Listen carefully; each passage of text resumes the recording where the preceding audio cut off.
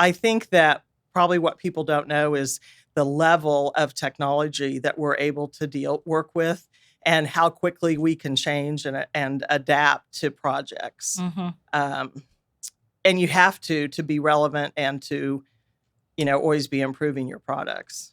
Oh, I love that you said that because I remember an article where it's a quick pivot, Automation Plus. Right. Fighting against the pandemic. Right. Tell us a little bit about that. That was just such an awesome project, and one we were just thrilled to be part of. So the company that we buy our industrial inkjet printers from is called VideoJet. And so they have customers all over the world.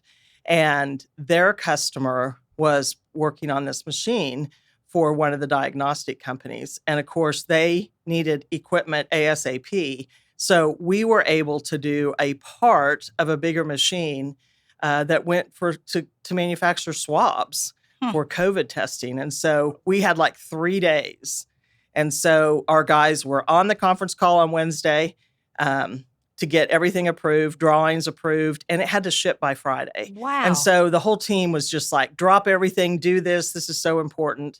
And then we had a chance to do another one. So it was very rewarding, I think, for everyone to be part of trying to help with a solution for COVID. So, and we were, just because we're nimble and, when you're small and you can we could do a quick pivot, and that's what we had to do. Drop and run.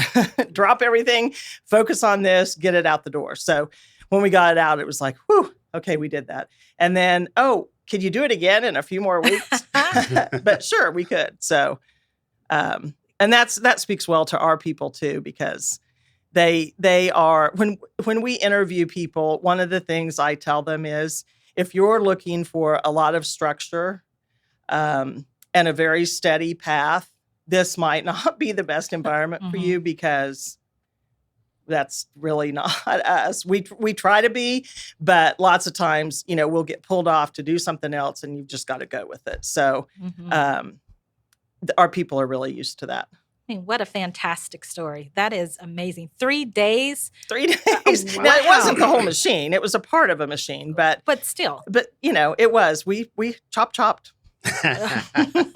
Nice. If I can follow up on that, it was 4 years before you come to the business. Has Doug ever shared, or were you guys sharing together, what made you decide this is a business to fill a niche for an unserved or underserved market? What went bing? Okay, so it's really a funny story. We had done a project for a customer that wanted to mark on sheet metal. And so Doug is the entrepreneur. Doug is a lot of the guys call him, he's the clanker. He likes to clank. He likes to invent. He can take a problem, sit back, analyze it, and go, we could build this. We could do this. I could make it do that. That's what he loves to do. So he saw that and knew that part marking in the aerospace industry was the number one problem. If suppliers send in parts with a illegible mark on it, because every part on a plane has to be marked. Right. So if you can't read the identification code, it's coming back to you. So like a Boeing or a Spirit, that I don't know if it still is, but it used to be their number one problem, was they get parts in and they can't read the identification.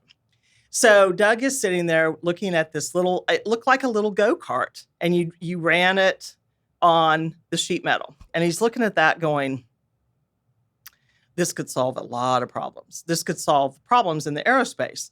So he clanks around and comes up with a product. And it took us a long time to sell it into aerospace because everyone was reluctant. It was a complete shift of how they operated, because you took a hand stamp. I mean, a stamp like you mark a bill paid, a date stamp. That's what people were using, where they had to change the numbers and the letters.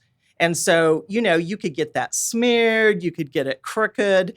And so it just took a lot of convincing to get our first customer, our first aerospace customer. And then it probably took, it probably took 5 years or so before it really caught on. And then it has now kind of become the standard. So then that was really our niche, was in aerospace. But we get the fact that aerospace is very cyclical, and it has lots of, it has ups and downs that you sometimes can't anticipate. So we've tried to diversify into lots of other manufacturing areas, anyone that needs to mark their product. But aerospace is certainly our niche because we developed software and all types of fixturing that make the process from scanning a barcode on the work ticket. Once that's scanned and it's in your database, then there's really almost no user error.